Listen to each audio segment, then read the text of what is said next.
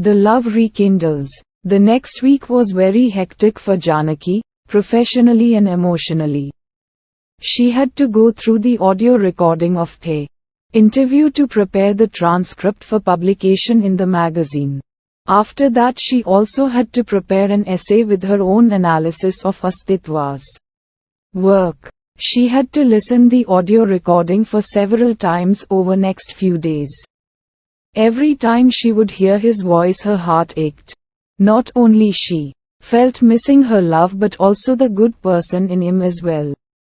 Over last few years she had buried her love for him in some corner of her heart and placed it in a strong dungeon. But slowly now it was getting stronger. Bit was coming to life.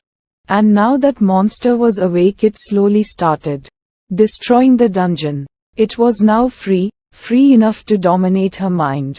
She started getting sleepless nights.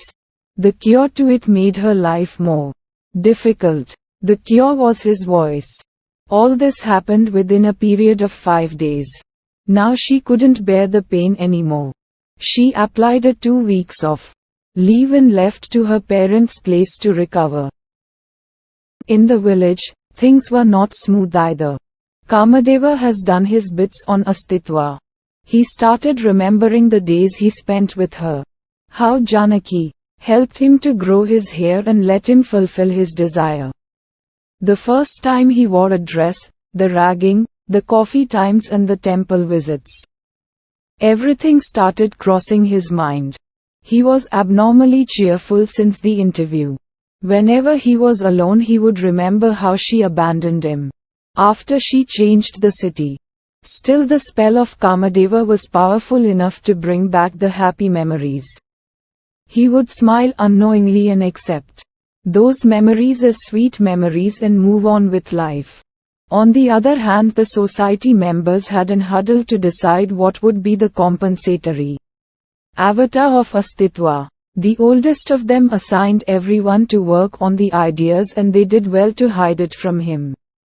It took 3 days for them to agree on what they want to dress him in. All of them wanted it to make special. They divided into smaller groups and started working on individual items. One group took care of clothing. Another 2 teams started working on jewelry. The 4th team was made of the younger generation of the society who took on the work of makeup. They still needed some more time to prepare. Since the clothes need to be newly made, accessories must be purchased, so they decided to do it on the next Sunday, 2 weeks after the interview. Astitwa accepted gladly. The next week the team overworked for the preparation. On Saturday they decided to go for a small trip to the hilltop goddess temple. While they were leaving for the day, the makeup group came towards Astitwa and handed him a tube of hair removal cream and a moisturizer. He was instructed to apply the hair removal cream after reaching his home and take bath after 20 minutes and apply moisturizer before going to sleep. His denial met with a strong warning from whole team. He had to accept. That day after reaching home he applied hair removal cream except on his head and took bath after 30 minutes. He then applied the moisturizer and applied hair oil before going to bed. The next day early morning around 7 a.m., the makeup group arrived and thoroughly checked if he had removed hair or not. His body now felt softer too. They seemed very satisfied. They asked him to take bath and come after applying the moisturizer again. They handed him a afterwards. He wore them. He was ordered to sleep on bed facing upwards. They glued false long nails and told him to lie down for 15 minutes. By that time they arranged rest of the accessories. He was now given a red lace innerwear that hugged his curves. They put him into a dressing robe and started working on him. One of them did his nails in red color while rest worked on his face. His face was cleaned with cotton and cleanser, then foundation was added. His cheekbones were highlighted, eyelashes were curled, eyebrows were threaded into look. His lips were painted in red color too. By that time the other two groups came. They were all dressed in red saris.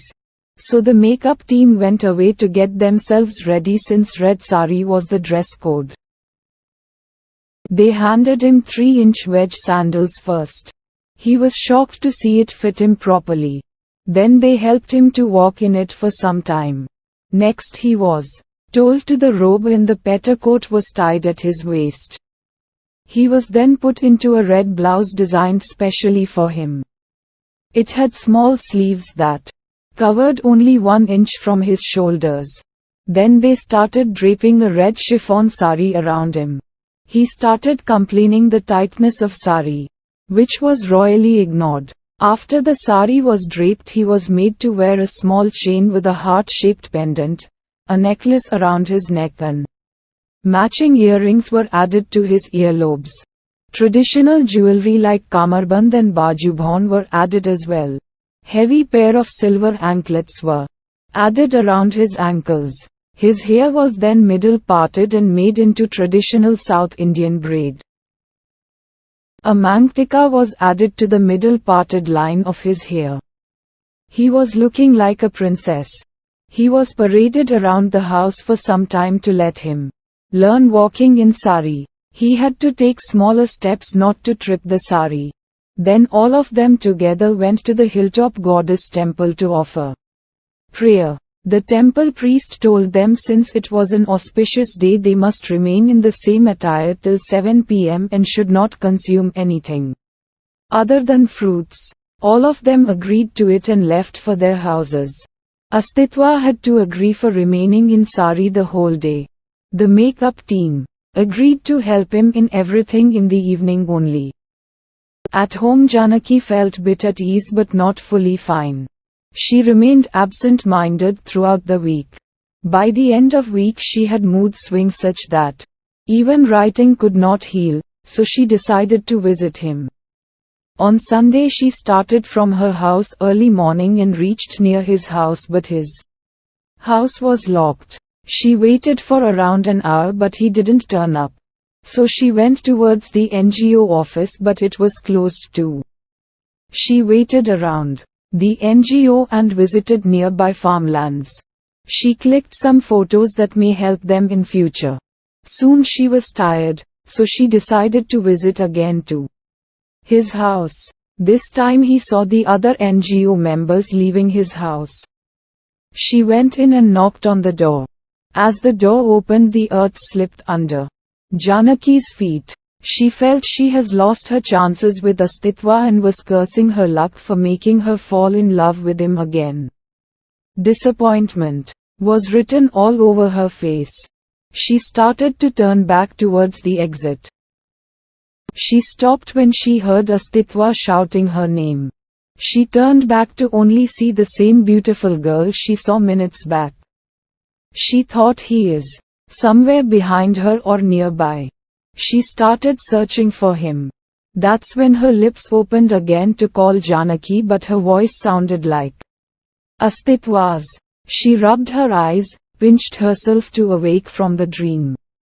The girl spoke again and again. She sounded like Astitwa. She was confused. That's when Astitwa came forward, held her hand in his hand and pulled her inside. Once inside he made her seated on a chair and went in to get some water for her. His long braid and his sari were so soothing to watch for her. She still was confused about things but she chose to remain seated. Astitwa came back with water and tea for her. He then took seat opposite to her and started talking. Janaki asked why was he dressed in sari with all accessories.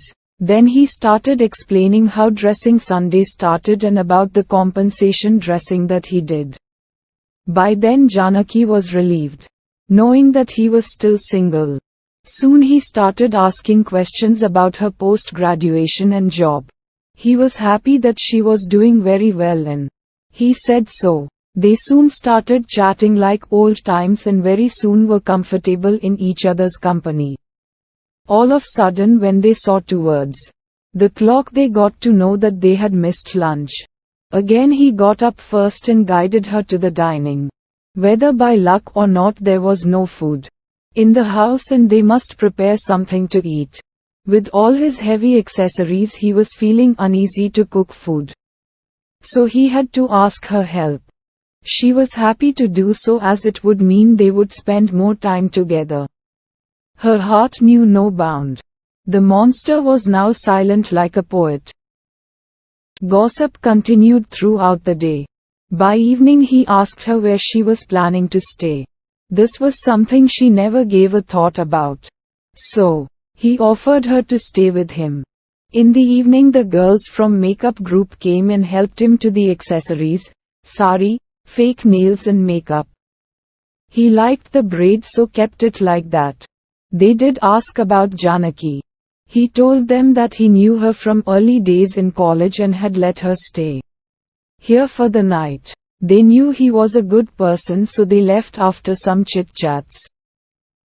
Though she stayed with him overnight, Janaki didn't want to reveal her love for him so soon. She didn't want him to panic but accept her. Little did she know that he too liked her.